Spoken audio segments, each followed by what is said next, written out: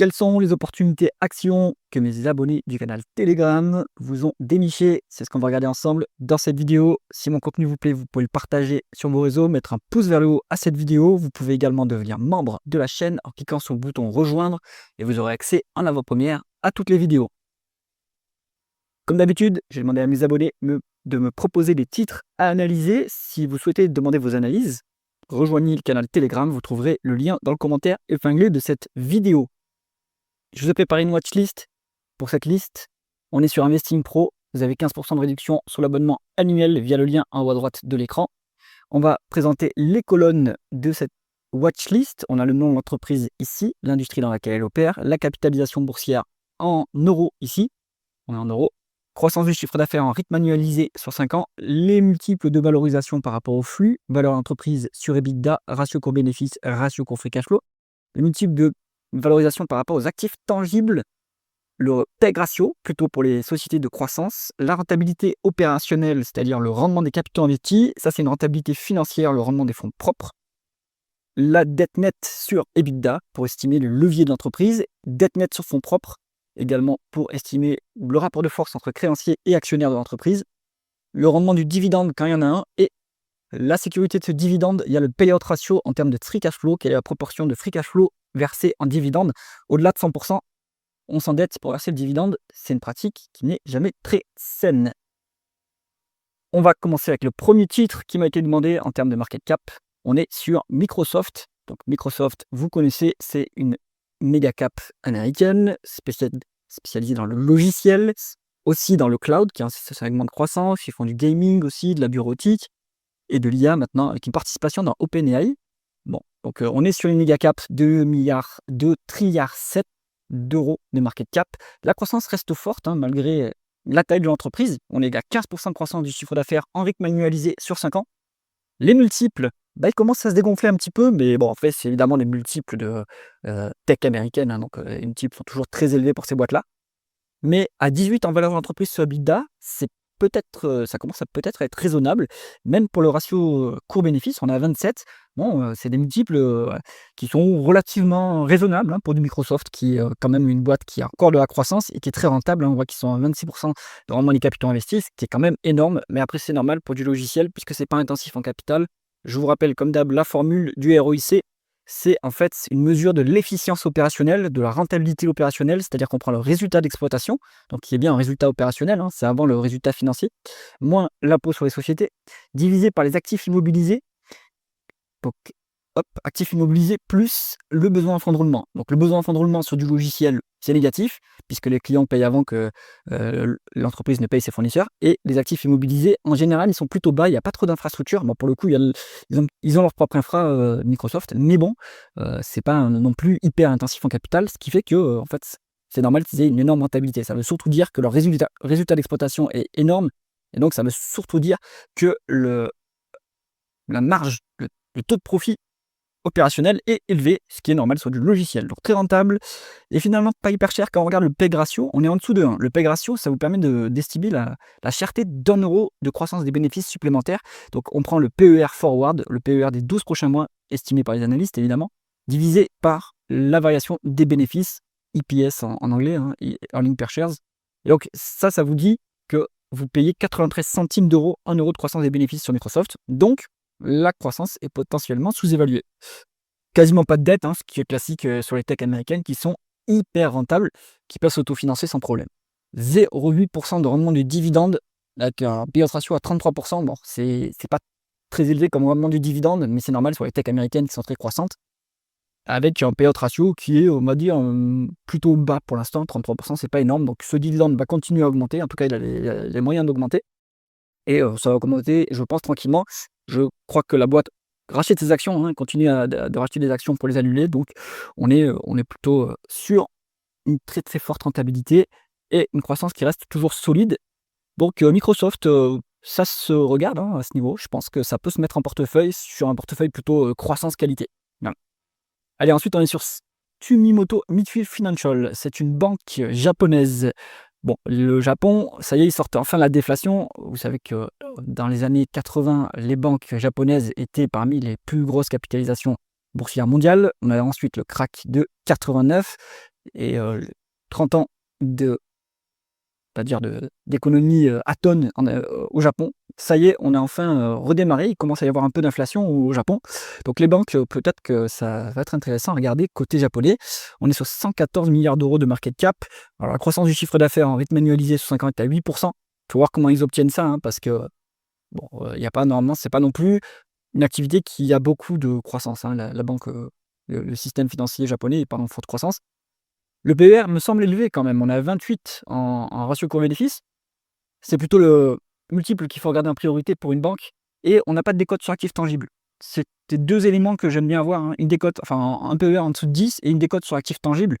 Pourquoi une décote sur actifs tangibles? On prend ce que nous dit le management concernant ces actifs tangibles et on applique une décote parce que c'est hyper compliqué à analyser les bilans d'une banque, donc il vaut mieux se protéger. Donc là, on a passé de, on va dire, marge de sécurité. Le rendement des fonds propres est à 5%. Ça, c'est pas tip top, hein. Une banque, il y a énormément de leviers, donc il faut qu'on ait minimum 10%, et alors et encore, c'est un grand minimum, hein, 10%. 15%, ça serait mieux.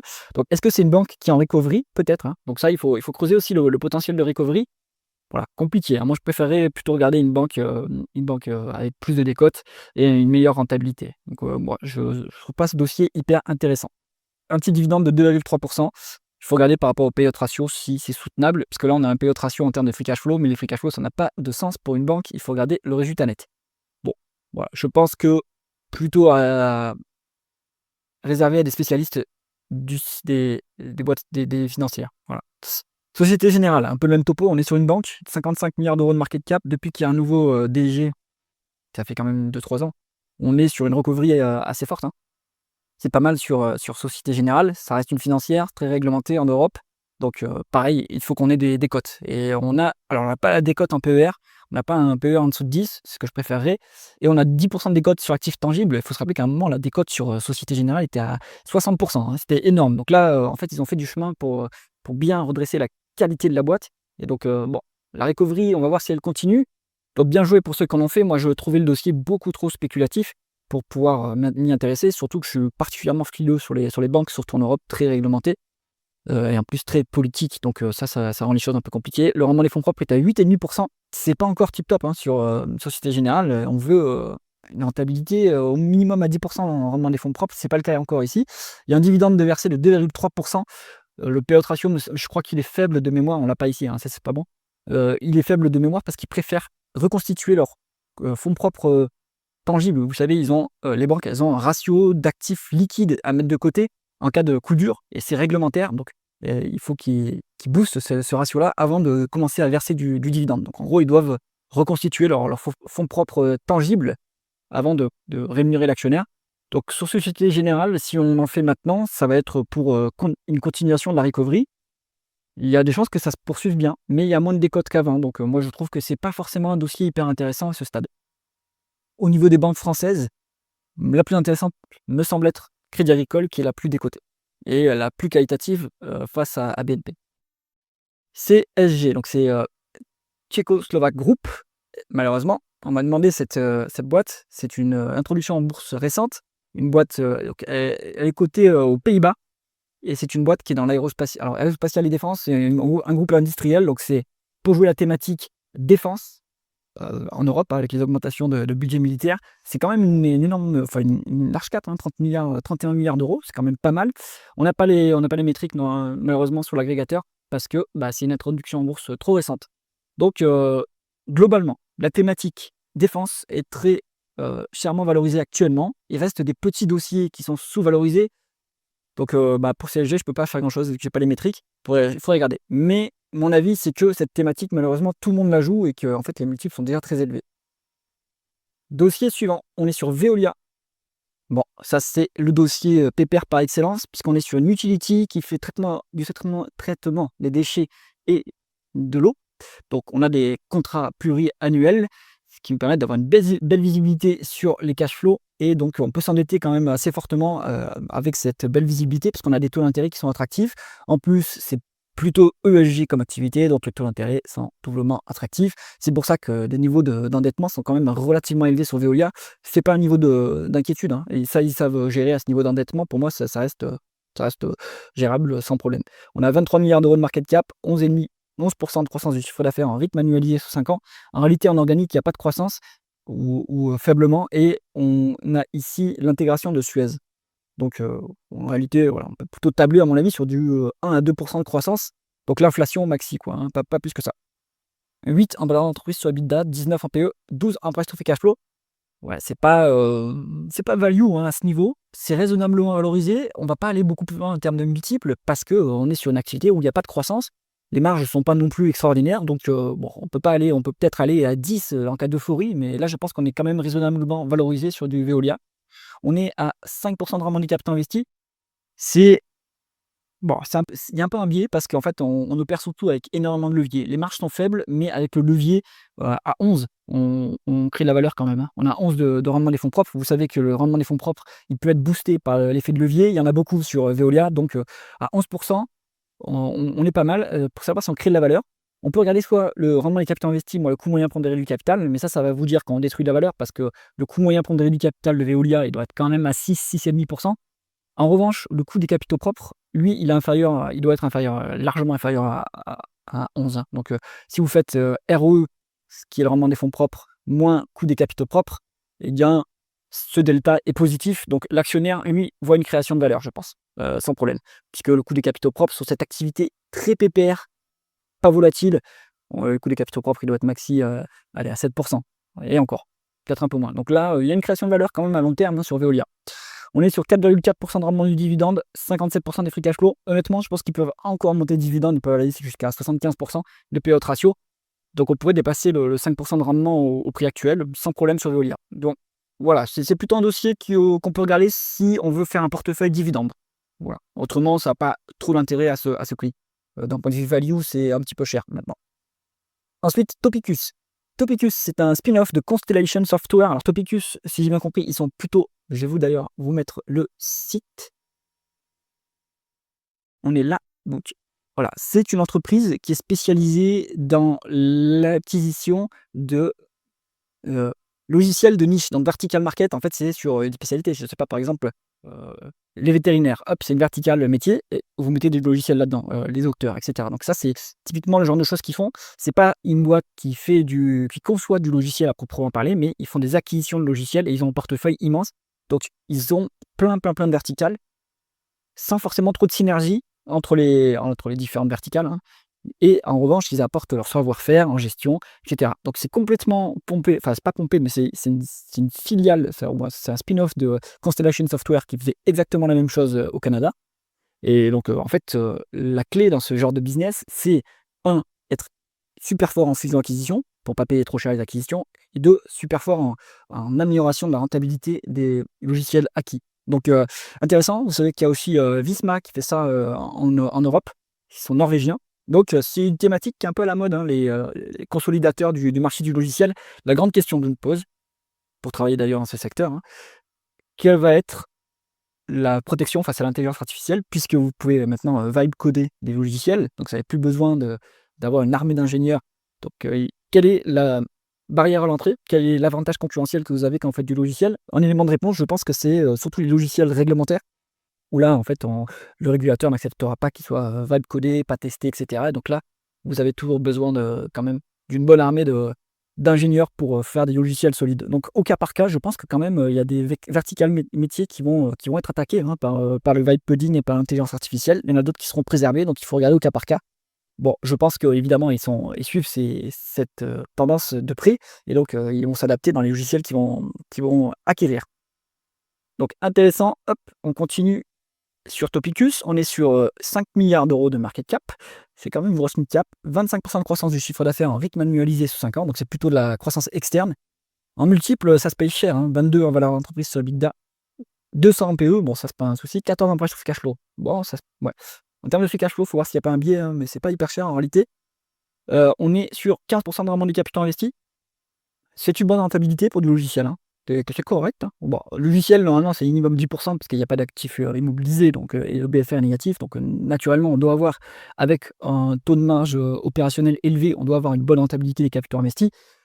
15%, c'est tout à fait acceptable. Surtout que c'est une boîte qui est relativement récente et ils sont encore petits, donc ils font encore beaucoup de croissance. Donc, ça, c'est acceptable, je pense. On est sur 1,9 fois l'EBITDA en dette nette. Comme ils font des acquisitions, bah, forcément, la matière première de cette boîte, c'est surtout la dette, hein, donc il faut faire attention aussi au taux d'intérêt. On est sur 133% de dette nette sur fonds propres. Alors à voir s'il n'y a pas un biais sur les capitaux propres, parce que ça me semble élevé quand même, mais à vérifier. Je pense qu'en réalité, le levier à 1,9 fois l'EBITDA, il est soutenable. Pas de dividende de verser, pas de souci, c'est une boîte de croissance. Donc ça se regarde, hein, ce genre de dossier. Maintenant, il va falloir, si vous voulez vraiment valoriser cette entreprise, à mon avis, il vaut mieux faire un DCF, parce que c'est une valeur de croissance rentable, hein, donc ça c'est pas mal. Mais avec tes multiples, on voit que par exemple le PE ratio il est négatif. Donc le mieux c'est d'aller faire une analyse avec un DCF. Et vous pouvez par exemple le faire avec Fiscal AI, vous avez le lien dans le commentaire épinglé de la vidéo, avec un coupon qui vous donne 15% de réduction sur le logiciel. Il vous permet de faire cette modélisation. Donc Topicus, s'ils suivent le même playbook que Constellation Software, ça devrait faire la même chose, hein, c'est-à-dire que c'est une énorme cap canadienne, hein, Constellation. Maintenant, il y a la question de l'intelligence artificielle à prendre en compte. ME Group International, donc ça, on est sur une boîte qui a un business model assez rigolo, parce que c'est des appareils en libre-service. Par exemple, des laveries, mais c'est pas des laveries en intérieur, c'est des laveries en extérieur, par exemple. Vous avez des photomatons, etc. Donc tout ce que vous trouvez pour le consommateur, vous avez aussi des distributeurs de jus de fruits, etc. En self-service, voilà, des photomatons, et ça c'est pour imprimer des photos. Bon, ça je pense que ça va être un peu disrupté, mais donc c'est plutôt pas mal, hein, c'est des business models où vous avez une concession auprès des centres commerciaux, par exemple, et vous pouvez mettre votre appareil. Donc, vous mettez votre appareil, après, vous n'avez plus que du coût d'entretien, on va dire.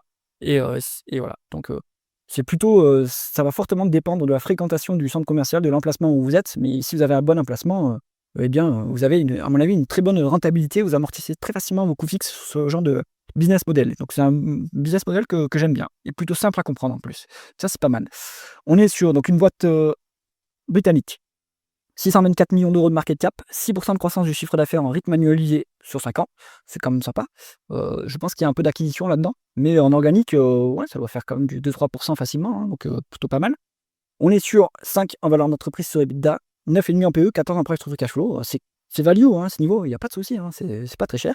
24% de rendement des capitaux investis, superbe rentabilité. Donc pas de souci. Du cash net au bilan, bon bah super, hein, donc il n'y a pas de risque sur cette boîte. Au niveau du bilan, 6% de rendement du dividende, 76% des free cash flow. Donc ce dividende est sécurisé à ce niveau, 75 c'est pas mal. Enfin, on va dire que c'est un peu élevé, mais c'est soutenable. Surtout qu'ils n'ont pas besoin de réinvestir massivement, hein, il n'y a que de l'entretien à faire. Donc ça se regarde, hein, ce dossier. C'est un bon petit dossier value, plutôt défensif en plus, hein. Donc ça se regarde. Franchement, c'est pas mal. Allez, ensuite, on est sur Semco Technologies. On est dans la chaîne de valeur des semi-conducteurs. Alors, qu'est-ce qu'ils font?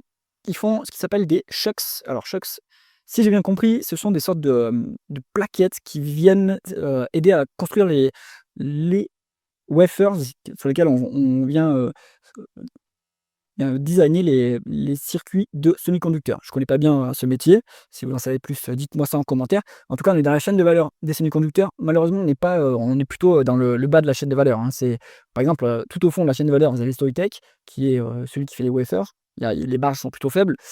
Eux, je pense qu'ils ne sont pas trop loin non plus au-dessus de Soitec. Donc, il faut voir, bon, ils bénéficieront quand même un peu de la tendance de l'industrie, hein, ça c'est sûr. Maintenant, c'est pas eux qui ont les meilleures marges. Ça ne veut pas dire que c'est un mauvais business, hein, comme d'habitude. Si vous avez des marges faibles, vous pouvez travailler sur votre rotation d'actifs pour, même avec des marges faibles, avoir des profits élevés. Ça, c'est pas un souci. Donc, on regarde les chiffres sur Semco Technologies. 378 millions d'euros de market cap, c'est une introduction en bourse récente et j'ai pas les chiffres, malheureusement. Donc, quand vous me proposez des dossiers avec une IPO récente, malheureusement, je ne peux pas faire grand-chose parce que l'agrégateur n'a pas les chiffres. Et en plus, c'est compliqué de regarder l'historique quand il n'y en a pas. Ce que je peux vous dire sur cette industrie-là, c'est de bien regarder les clients finaux. Typiquement, Soitec, qui sont sur le smartphone, qui est un marché qui est en baisse cyclique, voire structurelle même. Ils sont sur l'automobile. Pareil, donc à quel marché est exposé Semco Technologies et quels sont leurs niveaux de marge. Donc malheureusement, ici, vous ne pouvez pas faire l'économie, mais jamais d'ailleurs, hein, d'aller ouvrir les rapports financiers et de regarder ces éléments-là. Donc regardez les marges, regardez les clients finaux, et sinon, sur les semi-conducteurs, on est toujours en haut de cycle, hein, donc ils bénéficieront de ce haut de cycle, mais les cycles, ils vont dépendre aussi des secteurs finaux, hein. Donc par exemple, ceux qui font l'automobile, style ST Microelectronics, ils sont plutôt en difficulté. Donc là-dessus, je ne vais pas pouvoir donner plus de choses, d'informations sur Cenco, malheureusement. De CRSI, qu'est-ce qu'ils font? Le CRSI, c'est une boîte qui fait du serveur spécialisé. Alors eux, c'est plutôt, pour l'IA, donc c'est-à-dire qu'ils vont avoir des serveurs avec des GPU, des puces, spécialisées de NVIDIA, par exemple. Donc bon, ils sont pas, quel est leur avantage concurrentiel? Je suis pas sûr qu'ils en aient beaucoup, hein, face à des gros acteurs qui proposent ça, face aux cloud providers, hein, style, Amazon, Microsoft et cetera. Alors, dans un contexte de souveraineté numérique, digitale, de CRSI, ça peut être intéressant, en revanche, parce que, ils vont peut-être avoir cette mini avantage concurrentiel qu'en cas de, on va dire, données critiques et de flow de données critiques, ils seront plutôt sélectionnés en priorité par rapport à des acteurs américains. Ça peut être quelque chose qui leur permet de faire la différence. Sinon, je ne suis pas sûr qu'ils aient beaucoup d'avantages concurrentiels face aux géants, des hyperscalers des data centers, hein, donc attention à ça. Hop.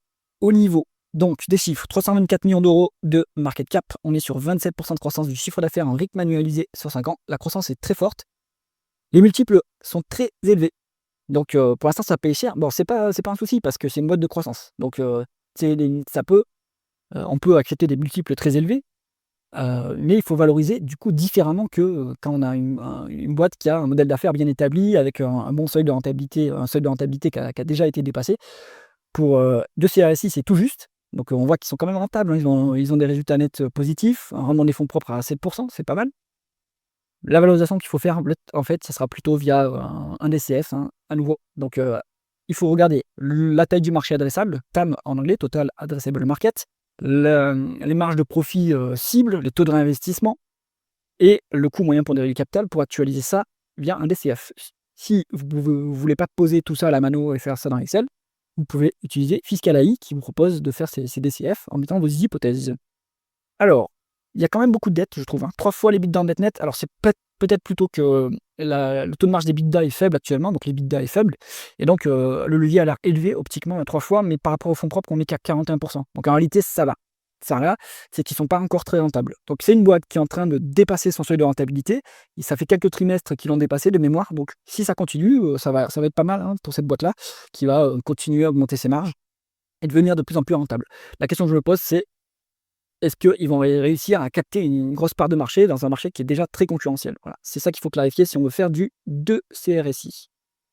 Ensuite, on est sur Kelly Partner Group. Alors, on m'a dit KPG, j'espère que c'est le bon. Hop, c'est une boîte qui est alors autrichienne et qui non, c'est pas autrichien, c'est australien, pardon, et qui fait la comptabilité. Kelly Partners. Bon. Donc, on est sur de la compta, 176 millions d'euros de market cap, 24% de croissance du chiffre d'affaires en rythme annualisé sur 5 ans. Donc c'est une petite boîte de croissance, ça c'est pas mal. En multiple, en valeur entreprise sur EBITDA, on est à 12. Il y a peut-être un problème sur les bénéfices parce qu'ils sont bien plus bas que les free cash flow. Donc là, on est à 10 en free cash flow, c'est pas très cher. Je trouve que la valo est pas excessif pour une boîte de croissance. On n'a pas un PEG ratio qui est positif malheureusement, parce que les résultats nets sont en baisse, mais bon, c'est pas important les résultats nets pour ce genre de boîte. Il faut mieux regarder l'EBITDA quand on fait beaucoup de croissance. Les free cash flow, ils sont peut-être impactés par quelque chose spécifiquement. En tout cas, la rentabilité est pas mal, 15% de rendement des capitaux investis. Ce genre de business, il n'y a pas d'actifs immobilisés. Donc, bon, les rentabilités de 15%, c'est correct, hein, c'est pas mal. C'est pas non plus extraordinaire, mais c'est bien. 2,3 fois les l'EBITDA en net. Il y a un problème sur les capitaux propres, hein, peut-être. Je pense qu'en fait, ils sont en train de racheter des actions pour les annuler, ce qui fait que ça biaise le rendement des fonds propres, qui est quand même 2 fois plus élevé que le rendement des capitaux investis, et ça biaise le ratio dette nette sur fonds propres. Bon, donc vous savez, hein, le ROE, ça se calcule en prenant le résultat net part du groupe, résultat net moins intérêt minoritaire, c'est-à-dire des actionnaires minoritaires qui ont droit aux bénéfices. En tant qu'actionnaire de cette société principale, vous n'avez pas droit à ces bénéfices qui sont redistribués aux minoritaires, et on divise pas ça par les capitaux moyens sur la période étudiée, sur les 12 derniers mois. Donc si vos capitaux propres sont en diminution parce que vous rachetez des actions pour les annuler, nécessairement ça biaise le ROE et ça biaise aussi le ratio de dette nette sur fonds propres, puisque dette nette sur fonds propres, si vos fonds propres diminuent, le ratio augmente. Donc je pense qu'en fait la dette est soutenable sur cette boîte, il ne verse pas de dividendes, donc petite société de croissance, intéressant à voir pareil la taille du marché et quelle part de marché ils peuvent prendre sur ce marché-là. Mais sinon, c'est pas, ça m'a pas l'air excessivement valorisé. Et bien sûr, vous pouvez faire un DCF, hein, si vous voulez avoir une valorisation intrinsèque, ce qui sera peut-être plus approprié. le dernier dossier, Sogeclair, qui est une boîte qui est en sous-traitant en fait de l'industrie. Voilà. Donc ils font du conseil, de l'ingénierie industrielle, simulation, équipement, etc. Leurs clients finaux, donc je pense que c'est plutôt les clients aéronautiques qui doivent avoir du Airbus et d'autres clients internationaux. Bon, donc plutôt une société, je pense, orientée R&D externalisée, peut-être un peu comme du Alten. Hop, on est donc sur une microcap, 89 millions d'euros de market cap. On est sur une décroissance en rythme annualisé sous 5 ans. Pourquoi?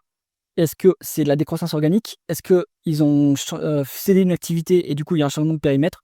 Donc ça, il faut voir. 9 en valeur d'entreprise sur EBITDA, 18 en PE, 5 en prêt sur free cash flow. Alors il y a peut-être un biais sur les free cash flow. Et s'il n'y a pas de biais, c'est pas très cher, hein. En réalité, c'est une machine à cash, puisque 5 fois le prix sur free cash flow, c'est pas très très cher. On est à 9% d'amende des capitaux investis. C'est pas tip top pour une boîte. Alors, je sais pas s'ils sont intensifs au capital. J'avais l'impression que c'est plutôt de la R&D externalisée, c'est plutôt du consulting, c'est plutôt du savoir-faire et de l'intelligence humaine. Donc, normalement, il n'y a pas beaucoup d'actifs immobilisés. S'ils produisent, par contre, il y a des actifs immobilisés. Donc, ça, il faut le clarifier. À 9%, on gagne quand même son coût moyen de pondéré du capital, hein. Je pense que sur cette boîte-là, le coût moyen, le WACC, il doit être peut-être à 7,5, 8. Donc, on est marginalement créateur de valeur. 0,8 fois les l'EBITDA en dette nette, 26% des fonds propres. La dette est maîtrisée, un petit dividende de 3,3%. Il nous donne un payout ratio de 16%, mais s'il y a un biais il y a peut-être un biais sur les free cash flow, donc à vérifier ça. Mais je pense que c'est soutenable, hein, pour ce genre de boîte. Bon, il faut clarifier pourquoi il n'y a pas de croissance en fait. S'il n'y a pas de croissance, alors que c'est un secteur qui est en plein boom, hein, aérospatial défense, en tout cas leurs clients ils sont en forte croissance, donc eux aussi ils devraient en profiter. Donc ça, il faut vraiment le clarifier. C'est peut-être un recentrage et un changement d'activité. Mais sinon, c'est pas trop mal. On aimerait quand même avoir une rentabilité un peu plus élevée que ça. Voilà, pour ce genre d'activité. Si c'est pas intensif en capital. Si c'est intensif en capital, on est quand même pas mal à ce niveau. Voilà, bah merci pour vos propositions. Comme d'habitude, il y a toujours des dossiers intéressants. Donc, eh bien, si vous souhaitez proposer vos dossiers, rejoignez le canal Telegram et je me ferai un plaisir de les analyser pour vous. J'espère que cette vidéo vous a intéressé. Si c'est le cas, mettez un pouce vers le haut et pensez à vous abonner à la chaîne. À bientôt.